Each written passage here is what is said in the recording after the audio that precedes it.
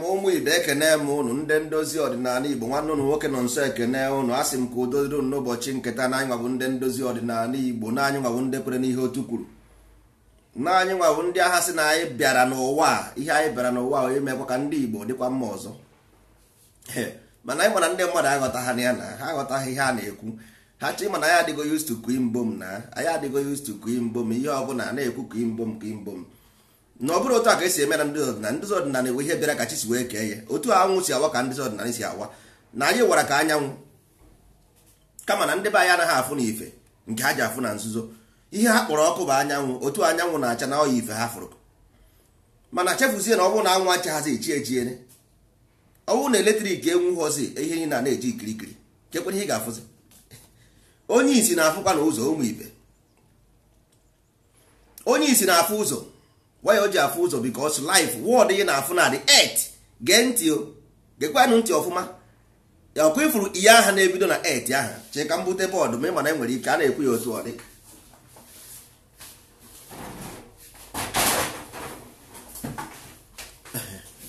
earth ahụ nụfụrụ ihe bidoro earth bụ e na-esoghekwa ya R and TH earth oke wepụgodi TH aha onye gị ya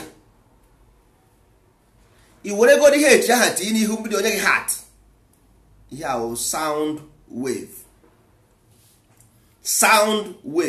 earth bụ sound wave oke electromagnetism gịnị ka ọ bụ wave eji ekwu okwu na redio gịnị ka ọ bụ ụmụ ibe before ị mara ihe gbasara ụwa ị ga-amacha ihe a niile ọ ebe ahụ ka ezoro ihe niile ezoro ezo mere na ndị be anyị afụghị ndị isi ojii anya maka gịnị ha aghọtaghị ya m na-akọ ndị Igbo ghọtabụrụ ihe ndị Igbo ma ihe kebụrụ dịstịrị ndị Igbo ma ya si nsi ụwa kama na ọ ihe anyị na-achọ ịgbara ndị be anyị ama taa mana ha aghọtaghị ya na-eme ndị Igbo na-eme agụọ agbụọ mụọ nwa aba ya afa ka ihe mere eji aba nwa afa abasịa ya afa ihe ọzọ wee bee ya ugwu ebesịa ya ugwu ọgbanje agụsịa ọgbanje agụọ iyi ụwa agụsịa iyi ụwa agụọ ịrụ agwụ ụmụ ibe mana ndị mmadụ amaghọ na ka ọ dị n'ife ka ọ dị na mmụọ kedu ihe eji akpọ mmadụ ọgbanje mgbe ahụ ebesiri ya ugwu the next thing ka ihe ga-eme ị na-anụ maka ọgbanje ị na-anụ because ndị Igbo na-akpọ ya ikpeazụ maka ndị afa ha bụ ikpeazụ ha mara ihe bụ ikpeazụ gịnị ikpeazụ bụ na-agwa ndị mmadụ na life bụ process gịnị bụ ikpeazụ ndị Igbo na-azụ ikpeazụ ọ bụrụ mụnwa mere invent gịnị bụ ikpeazụ that is judgment of the past ya bụ ikpeazụ that's why a ga-asị ka eje gbaa afa maka ngwasị unu the common one ngwazie gị the mythological part of it and the hominry mgbe aha asị ka eje gbaa afa eje gbasịa afa asị gịnị na a ga-eje chọọ na enwere ihe a na-achọ asị na enwere ihe a ga-eje chọọ a ga-eje chọọ ihe nwa enwere ndị na-eme a na-agba a na-egwu ya asị a na-egwu ya a na-achọ ya ọ na-agba a na-egwu ya ọ na-agba a na-egwu ya ọ na-agba mana ndị aghọta ihe na-eme ha ama ha na destiny bụ simple allegory to keep the culture going. Ọ sị ọ bụrụ na enwetaghị datin destroy ya na ihe ahụ na-eme we continue na a ga-enwetarịrị ihe ụwa ahụ enweta dị ihe ụwa destroy ya dị ihe ụwa before the nwata ha wee nwee ike ịnọkọ ọfụma. Ngwanụ now ịchọ ịmata ihe bụ ọgbanje gaa chọọ ya n'ihe ụwa ọnwa ịmata ihe bụ ihe ụwa ịmata ihe bụ ọgbanje. Mgbe ahụ a na-eti mmọnwụ ọnwụ na itiri mmọnwụ ịga n'okoro mmọnwụ a na-eji azụ abada okoro mmọnwụ anaghị eji ihu, so ana njewo something of ihe azụ njewo ihe azụ. So gịnị bụ ọgba? Fuse with the past, that means mburuputa ụwa, pathological reincarnation. Ka ihe mere pathological because m gwara ụnụ na you create your future na iche na egwuregwu ka ndị gwa I'm not playing. Your future life you create it now because ọ bụrụ ịma about element, ịma na element na-aga cycle, but e nwere ike ịmara about element, so you use sunlight ọnwa na-acha n'elu wee na justify the world. Ọ bụrụ ya all fake. So ọ bụrụ na ịba afọ ahụ a na-aba nwa ahụ a na-aba ya just to guideline ka a na-enye nwa ahụ. A na-enye nwa ha guideline, all these things based on myth. Life, physical life you live is mythology. Ọ bụrụ real. It's like movie. Physical life in a live movie, television movie ka ọ bụ. So ọ bụrụ na anyị gosi ya nwa ha afọ, next thing bụ ibe ya ugwu. Gịnị bụ ibe ya ugwu? Ugwu ha na-ekwu gịnị? Ndị viri ndị nwa bekee wekọrọ information si unu na Moses gara n'ugwu jebute ke ha na-akpọ ya iwu. Ọ gara n'ugwu jebute iwu, mana ọ bụ n'ime iwu ala ndozi ọdịnala ka ọ ga-afụ the real hidden history of that ugwu a. Amaokwu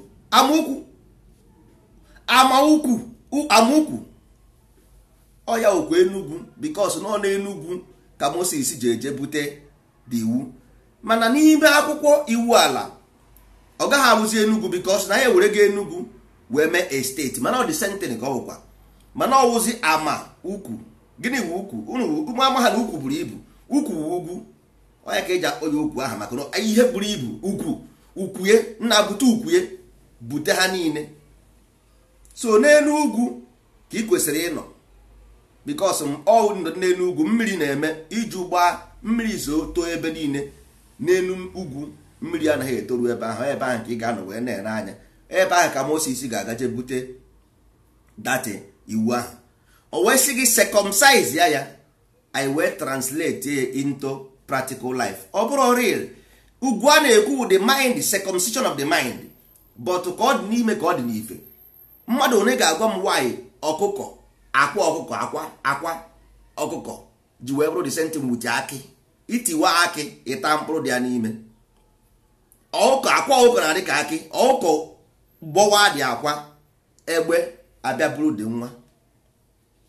Waya egbe ji abịa eburu nwa ahụ ọkụkọ gbọwara na akwa, waya ọ naghị eburu nwa ndị amụrụ amụ, waya o ji wee bụrụ nke a gbọwara na akwa ka o ji eje buru. This is another information given you by nature for you to know what is going on here. Ka ị na-aghọta ihe na-eme, but ntị chiri anyị, isi eke ekpuru anyị. Kedu ihe ndị Igbo ji wee sị unu na eke nwere diamond? O nwere allegory anyị kwuru mgbe mbụ sị na eke na-ebu diamond nọ na o buru ya odosa wee na-afụ ụzọ. Unu afụrụ gị eke bụ diamond before? Mba. But ndị Igbo si unu na eke na-ebu diamond na-akpagharị. Ọ sị na enwe ndị na-eburu ikwe, ha buru ikwe kpuchie ya otu a, eke ahụ ga-apịagide n'ikwe ahụ apịagide nwụọ, ha je buru dị eke. Ihe a bụ allegory, Igbo allegory, ancient one, ama mma ndị kịta ama mma ọmazikwa ya. So a gụsịa nwa ahụ afọ ahụ, next one wee ibe ya ugwu circumcise. Circumcision so that nwa anụnwa ga-adị low and behold. After that the judgment comes. Judgment aha bụzi ọgbanje aha. Ọwụ na ọgbanje aha na-eme ya ihe ahụ pathological reincarnation, ihe a na-akpọ ya bụ mbụrụpụta ụwa. Onye ahụ most of, because ịma na that name bụ allegory, ndị mmadụ ewezi ya as a practical. That's why unu ama ha na 99% of ndị Bible ọgbanje, because pathological reincarnation ihe a na-akpọ ya njọ ibụrụpụta ụwa, njọ ibụrụpụta ụwa. But ịmagonu religion bịa gasasị everything, wepụzie from reality, tizie into nonsense, werezie myth mee reality. Onye ọbụla ji weba na akụkọ. So this njọ ibụrụpụta ụwa now, the next one bụ iyi ụwa. Iyi ụwa gịnị? Iyi ụwa bụ omenani. Iyi ụwa omenani because why? Ọ bụ nyanwa bụ achara, because n'ime mmiri ọ ya ka eji asị ụnụ na ọgbanje nụrụ dị na mmiri, na di na mmiri ahapụbeghị aka. These are allegories because why? The fire is inside water. The fire nọ inside water. Ọ ya ka o ji wee sị gị na ọgbanje nụrụ dị na mmiri because the fire is inside water. Unless me wepụtara the fire inside water, only when the ọgbanje can be free. because ogbanje is being tied down based on their past life. ihe na ma akọwara ụlọ things already you know this thing and hear them, but ịmara ihe o mean. Kedu ihe eji wesị gị na ọgbanje nụrụ dị na mmiri? Why? Or coincidence? Ikuku ị na-ekuru as oxygen. This oxygen is nothing but hydrogen inside water, the fire inside water burning. Ka ha na burn, ka ha na-eme evaporate, ha na-eme na-ebupụta this oxygen ị na-ekuru n'ume. So ọnwụ na ịnwụrọ this omenani as a guideline, how do you restore the ogbanje? You cannot restore the ogbanje because the ogbanje can suffer from ka o mere eme before. Old life ka ọ ka na suffer because ndị Igbo, I'm not making it up, Igbo believe in reincarnation. Ndị Igbo believe in reincarnation. So reincarnation, pathological reincarnation bụ na otu anụ anyị sikwa emekwe today na tomorrow we will confront this thing. Anyị nụcha nsi ụzọ now, tomorrow we will confront it. Igbo nke bụ eziokwu, ị naghị agbati ya n'ọsọ. So ka mma now earlier the better. Kịta chikadi dozie the road, dozie ụzọ anụnwa, and the only way ị ga-esi dozie ụzọ bụ achara aha enyere gị omenanị. Ịrụzi agwụ ya wa ọdịnanị ọwụ mgbanwe, ọya ka a na-akpọ baptizim. Baptizim a na-eme onye nwa bụ ịrụ agwụ, nothing more nothing else. Ọya bụ ọdịnanị, onye nwa nwere teachings, nye nwa nwere teaching, ọdịnanị nwere teaching, omenanị wụ practical omume ka a na-eme. Enwere practical and teaching. Ọya ka eji wee nwesie all those things a na-akpọ alọmchi, which is ụlọchi, which is the house of the god. Nothing more nothing else. Nothing more nothing else. Come on, for you to have a practical life, we have to allegorize this thing to create life, because the world is formless, is empty and void. Earth is empty and void. Nothing is here. Everything we created them. So how do we create life? We begin to make these things allegory into a reality of life. People confuse them and begin to live them as truth. That is the problem. That is the problem, because here is empty and void and dark. Once, that's why ndị Igbo na-asị gị ịchafụ isi. Gịnị bụ ịchafụ isi? Why o ji asị gị if you are going to the house of God you cover your head? Why with ịchafụ? Ịchafụ bụ gịnị? Onye mara ihe bụ ịchafụ, ịghọta ihe m na-ekwu na. Why? Because outside is darkness. You are covering your nakedness. That's why they say if you are going to the house of God, cover your nakedness. Your nakedness is what you call light. That is your nakedness. That's why they say you cover it. Ịchafụ isi jafuchi isi gị. Ifuche isi, ịchafụ ijafuchi isi. Because darkness is what you see now. That is darkness, not inside. Enlightenment is inner lightment. Inner lightment, not outside light. Outside light is sun, is an illusion. It's sunlight, not light. Is sunlight or electricity created. Remove the sunlight and electricity, what you see? Darkness. The house you see we build, the motor you see we build, the plane you see we build. So ukwu isi dị ebe ahụ, anụmanụ is the same thing with us. So all these things are chemical reaction. They are nothing but chemical reaction. Chemical reaction, nothing more nothing less. The life is formless, empty and darkness. So the light is inside, not outside. So but when you burn the water, then the evaporation lead to enlightenment inside, not outside. So ihe ndị Igbo nyesịrị anyị, enyere anyị like ịgụ afa, a na-aba afa, a na-aba mmadụ afa. Aha a na-aba mmadụ with the direction, or the day for remembrance. That's why ndị mmadụ na birthday today without knowing the reason of the birthday is for to remind you your journey, to remind you about your journey. That's why you make birthday every year, remembrance of your birth. That's why you make birthday. But people make birthday and call champagne na aṅụ nkwụ na-ezuzugharị, but ọ maghị ya na-atọ. So the second one we bụ ugwu, circumcise. Ndị Igbo si na onye fere eze ka eze na-eru. The third one bụ judgment, ikpeazụ, to judge you of the past. ikpeazụ, that is judgment. Ndị Igbo na-asị ikpeazụ na-awakwa onye ka nwepụ ndị ụka na-akpọ Leviticus, the Levite, oru ọrụ kama na ọ na-akwụkwọ iwu ndị ndozi ọdịnala, iwu ala. All these things will practically explain there. Ihe na-enye theory ka na-enye unu about the book coming out. Ihe a m na-ekwu ya in the book of ndozi ọdịnala iwu ala, onye ka a na-ekwu okwu ya. So ka m ngosi unu nwacha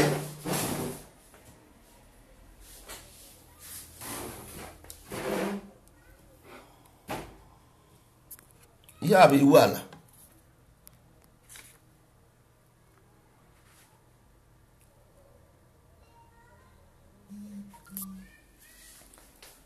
Ihe a bụ iwu ala ndị ndozi ọdịnala ka m gosiri unu ihe a. So anyị anaghị akọ tu ịghọtago. Ihe anyị na-agwa unu practical step, and onye ọbụla bụ onye ndozi ọdịnala kwere n'ihe otu kwuru, anything about technology a na-arụ n'ala Igbo, anyị ga-arụ technology from zero. Onye ọbụla nwere akara aka, ọkwa onye kwere n'ihe otu kwuru 120%, even though if we die tomorrow they will continue. That's why I chọrọ ndị dị so honest and the practical, so that ọnwụ na echi anyị anọghọzi, this thing will move on. Ọ bụrụ ndị nkịtị gịnị ya kwụsị okwu ịlahụ ụla sef o mere ihe ọzọ, ọ bụrụ achọghị ụdị ha na kingdom. In the beginning there was the earth, sound wave. So the light wave was produced based on this gas inside the water. The gas inside water, the void inside water, explosion inside water created the light wave. So in the beginning there was earth. So the God who created or separated the light from the earth, because all the ime ebe ahụ ka ebe n'ime mmiri ahụ ka ọ nọ may explode, light ji wee pụta. Light ya na-ekwu inner light, ọ bụrụkwa anyanwụ, because anyanwụ ordinary explosion na-acha acha na-acha ọkụ. But what about the mental state a na-ekwu maka ya? Ọ bụ na ndị mmadụ aghọta ihe a na-akọ, that is the problem. He need the explanation. So n'ime akwụkwọ ndị ndozi ọdịnala na-akpọ iwu ala, you will practically explain. Ọ bụ na nke ọzọ a na-akpọ ndozi ọdịnala, ama ndị ndozi ọdịnala, which is based on omeji na achara, practical direction ị ga-esi apụ ndụ. Nke ọzọ a na-akpọ ọha na eze, for ndị ndu, nke ahụ for ndị ndu, for the teachings of ndị ndu, ndị ga-abụ ndị ndu, maka na ihe a bụrụ ihe nọ nso, ihe a bụ ihe ọha niile. So ọ bụ na anyị chọrọ ibu uru, anyị ga-echi ya all of them based on part by part, bit by bit, so that ihe ọbụla anyị na-eme odo ewu na ọkụ anya. Agriculture we will do, technology we will have them from zero. Ihe a bụ ihe nna nna anyị ha mere mgbe ndị gboo, ọ bụ ihe anyị bịara ime. Even ọ bụrụ na ọha nwa ji mere, anyị nwa nọkwa ebe a, anyị nwa nọ, because life is one. Yesterday and tomorrow is the same thing. Today is now is the moment. So all life cycle anyị fụrụ na ndị mmadụ etufugo the information. That's why we are here, to restore the information back and give it to the people who own it and will go. Nwere ihe anyị na-ebe eme ndị mmadụ na-awụgharị life ndụ kedu ihe ọ? What is life? Life is a story told by an idiot, full of sound, signifies nothing, and what? And so what? So the journey is about movement of light, enlightenment, inner mind. So if we bond the soul, I tell you, but you must move towards light. If not, you die. Die about skin die. You die mentally. You die inner self.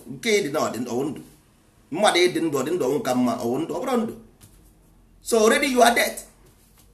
About the flesh, because ọkụ ime mmụọ ọkụ flesh. Ọkụ ime mmụọ flesh born, because mmụọ is the thing holding the body. Body is nothing, nobody. Body enwere ihe ọ bụ, so all the mind na-ata dị ahụfụ. Once you are suffering, all your mind na suffer about the body. So if we bond you light, then light become light. Every information about life, we have them, all of them, because we are within the life. But only people who hear the call and pick the call will be added into the Congress, nothing more, nothing else. egosiri m ụlọ ọkụkọ chi ụmụ kwefụrụ ọkụkọ aha chi ụmụ. Why iji wee tinye ọkụkọ aha chi ụmụ ebe ahụ? Why? Because why? Ọ bụ ihe a ka a na-agwa ụnụ about ụmụazụ Jesus Christ, ụmụazụ na-emebisi ndị mmadụ isi, confusion everywhere. Ndị mmadụ aghọtazi ihe na-eme. Why ọkụkọ ji eyi akwa? Why ọkụkọ ji eyi akwa? Why egbe ji eburu ọkwa ọkụkọ? Why o burughị ndị ọzọ? Why o ji wee bụrụ nke ahụ akụwara akụwa? Kedu ihe anyị na-etiri akị were ata? Ịmara anyị na-eti akị mgbe ndị ochie anyị na-eti akị. Kedu ihe anyị na-etiri akị? Ihe a oche information edebere gị. Kedu ihe nna nna anyị na-asị na mmiri dọrọ onye na-eju dọrọ nwa nkịta? Ejuwu ihe dị n'iro. Mmiri iju na-agba, mgbe ahụ iju na-agba, dirty water ahụ dị n'iro, ọ ya bụ eju. Anyị na-eji akpa mkpa eju na early in the morning. Ndị Igbo na-asịkwa dike erighị arịrị na mbara ka ọ ga-ebi. Gịnị wụ mbara? Mbara ezi. Mbara bụ ebe ezi bi, outside ebe ezi bi. So ọ bụrụ na iri ihe arị na mbara ka ị ga-ebi, ebe ezi na-ebi ka ị ga-ebi. Kedu ihe eji wee gwa ụnụ? Nke a wụ n'ime ama ndị ndozi ọdịnala, n'ime iwu ala ka ọ ga-adị. Ọ si ụnụ na amụrụ ụnụ na mbara ezi ka amụrụ gị. Mbara ezi a na-agwa ụnụ, ọ si ụnụ na maka ndị zuoro information anyị ka m na-ekwu. Ọ sị na you are created in garden of Eden. Garden bụ gịnị? Garden bụ ugbo ebe a na-akọ ugbo kwa ịma. Ugbo bụ ụgbọ. Garden of Eden. Gịnị bụ Eden? Ide mmiri. Ụgbọ n'ime ide mmiri bụ mmiri ruru unyu. Inside the boat, you were born inside boat in dirty water. Gozie all those stories ka ịfụ ihe mere ebe ahụ, then you man ihe na agwa bụ truth. Nothing but truth. This is pure revelation. O ji wee kpọọ ya Ọnịcha, ọnụ ịcha. Ị gaa n'ebe ọbụla e nwere mba ala, ị ga-afụ Ọnịcha. Gaa na Mbaise, ị ga-ahụ Ọnịcha. Gaa na mba ala, ị ga-afụ Ọnịcha. Ọnịcha nwere ihe ọ pụtara. From A to Z, Igbo land wee book. Ọ ihe ndozi ọdịnala nne wetara ụnụ. Ihe ụnụ nwere enwe isi ụnụ. Ọ ihe ụnụ nwere enwe. Ihe anyị bịara bụ to give it to you as the way it is, because ọ dị there. Kama na ihe anyị pụtara ụwa to just purposely do this thing. Ndị Igbo ji wee kpọọ ya abịa ama. Abịa ama simple mean revelation, nothing more, nothing else. Abịa ama simple mean revelation, that is Anambra, Enugu, Imo, Owerri, then Abia State. Onye nwa abịa ama, nothing else. All the revelation. Nwa bekee asịgo book of revelation, because the Alma, we know what we have, then take. Ịchọ ngwa everything about this ihe ndị ndịrị na akwụkwọ. I will tell you from A to Z. Ihe dị n'ime Quran, ihe dị na Bible, ihe dị na Torah. I will tell you all of them, because anyị nwe ya, we wrote it. Anyị madere ya, that's why I can tell you. Ma gwa gị the book of John, gwa gị ihe ọ pụtara. Gwa gị the book of Mark, gwa gị ihe ọ pụtara. Gwa gị the book of Matthew. The first book is Luke, is the book of Son. Mana a ga-asị ụnụ Matthew, Mark, mba. All Luke, Mark, Matthew and John. From A to Z, I can tell you. Ọ bụ Igbo land, ọ Igbo language ka e use wee dee dị akwụkwọ.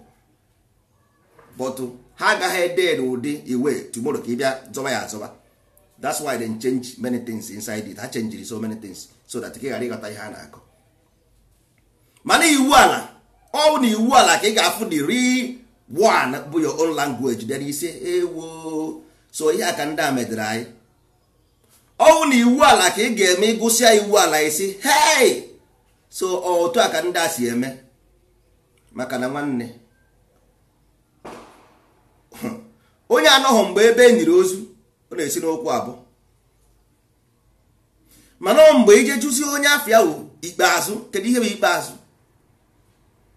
Ịgazie na akwụkwọ nwa bekee esi kedu ihe wụ Leviticus.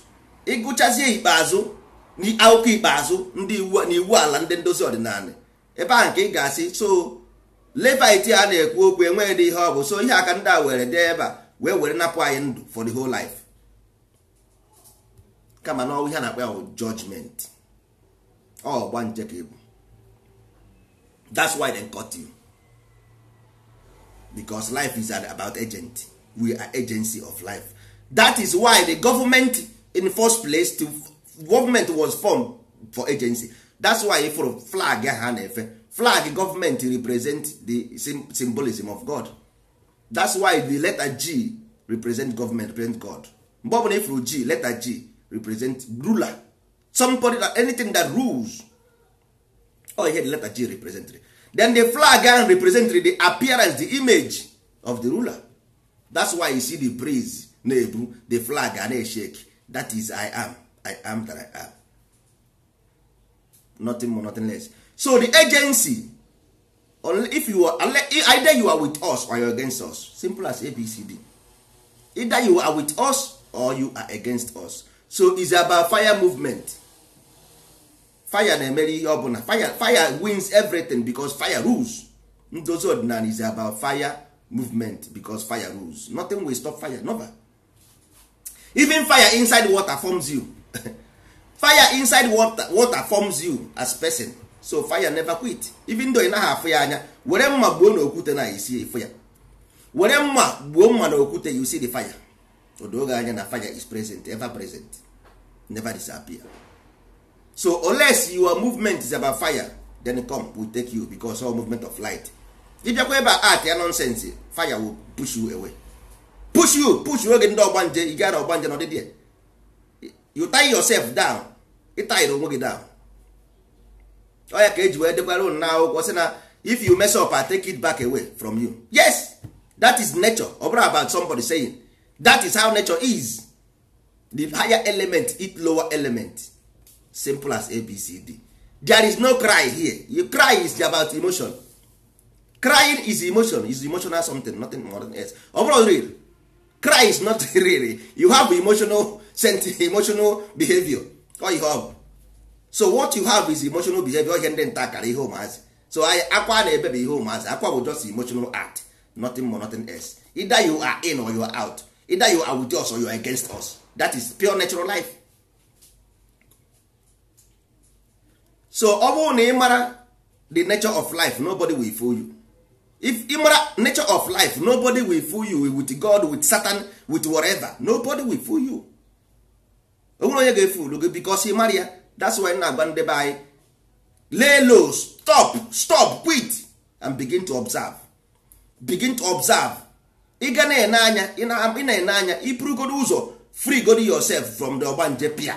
Iwepụtago onwe gị from that water.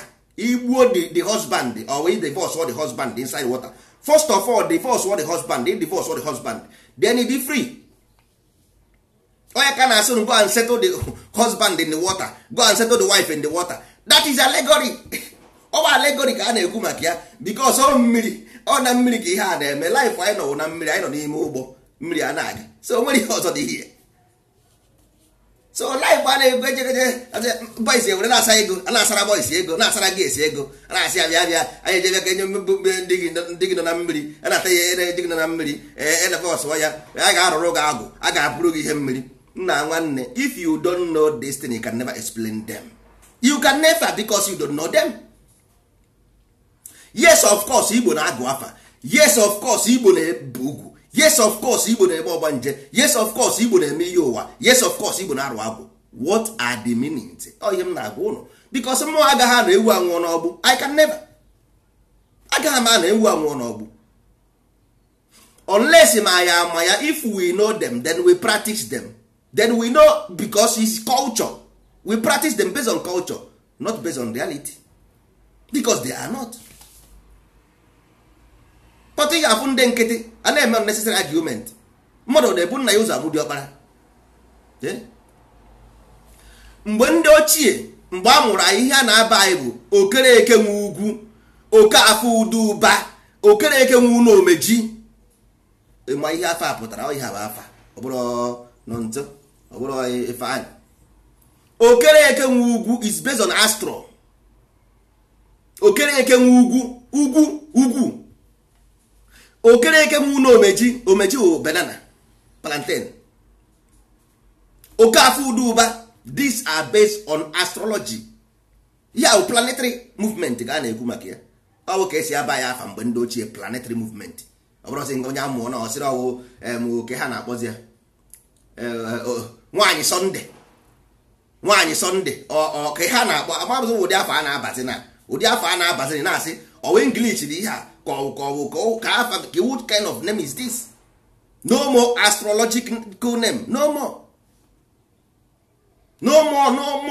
direction, no more omenala, no more ọdịnala. Nwanne ọ bụrụ otu a ka esi eme. Onye nwere ebe ọ na-aga enwere ebe ọ na-eru. Life is darkness and void. Life after life. There is electromagnetism, which is electric and magnetic. This is two, Amadi and Oha. This is two movement. Oha are produced through electromagnetic field. These two. You must know them. You got a source of light. You got a source of light. But this thing will be explained. The wouldn't do so. Iwala. Man, I got to make you explain everything. No, it's about structure of life. I was in go guide there yourself. But I can get a guide. But then you have to. You have to lead yourself. Nobody will lead you. We are only giving you guideline for you to lead yourself. The destiny is yours, not mine. Destiny, my own destiny is your own destiny. I only give you guideline, advice for yourself, for you to move your direction with your life. Or your life, or my life. So because we are agency, we are agent, we are agencies. So agent behind our just to let you know, because now makande ọgbanje ha digoro through makande ọrụ ha rụchagoro ọrụ ha ndị rụchagoro ọrụ ha ọwụ na ịrụsi ọrụ nke gị then you move. So the message is about those their prison is already ending. So the message, they will absorb the message and use them. But ndị prison ha ka dịkwa high, the thing will go here ọha ga-asị gị hapụ daga ọ mara ihe ọ na-akọ rapụ ndị ndozi ọdịnala hapụ nka because and don't try go deceive old people, but you can, the human being cannot deceive them. Only bird of the same feather flocks together. So people in adokporo people dịka you can only take those who are the same feathers with you. So all those people ndị ga-enweta nwe with asị are those people who believe in lies because ọ dịka ọ dị kpọsa ọ dịka ọ dị azụ. Ọnwụ na ị bụrụ onye eziokwu nwanne mmadụ tụọrọ gị asị ị ga-asị ya nwoke ma ị na-asị asị, mana ọ bụrụ na ị bụrụ onye asị ị gaghị ama mgbe a tụrụ gị asị. That's why you see majority of the people moving towards destruction because they are liars and deceit. That is why ha ji eje na ebe onye isi eredu onye isi anaghị edu onye isi nwanne. If light is about sunlight then ịdaga iberibe. Ọ na anyanwụ ka ị na-afụ ụzọ wute anyanwụ, no, use the sunlight to see road. Ihe a gwara gị asị gị sori ya. Use the sunlight to elevate, to activate the inner side, inner light. Enlightenment, inner lightment. Oh, you hope. But so ndozi ọdịnala bịara ka ọ dịrị anyị na mma maka ndị ọ bụ maka na anyị nọ n'elu ịnyịnya. Anyị nọ n'elu ịnyịnya, n'elu enyi ka anyị nọ. Sọsọ ndị kwere n'ihe otu kwuru. Not everybody. The message is for everybody, but only people ka ga-eme allow bụ ndị kwere n'ihe otu kwuru, because that is natural principle. Atoms go towards where atoms is. Element move together. No, that is only way it is. Element move together. Every element move together. Enwere nke agụ na agụ na-eje, ọdụm na ọdụm na-eje, enyi na enyi na-eje, oke na oke na-eje. So bird of the same feather flocks together based on natural principle. And the lower element are victim. Lower element are victim of the higher element because one must be food for one. Akpọrọ ya anụmanụ. That is tools for food. That is what it is. All tools for food. Food tools. So either you go for light or you go for darkness. It's up to you. Lord,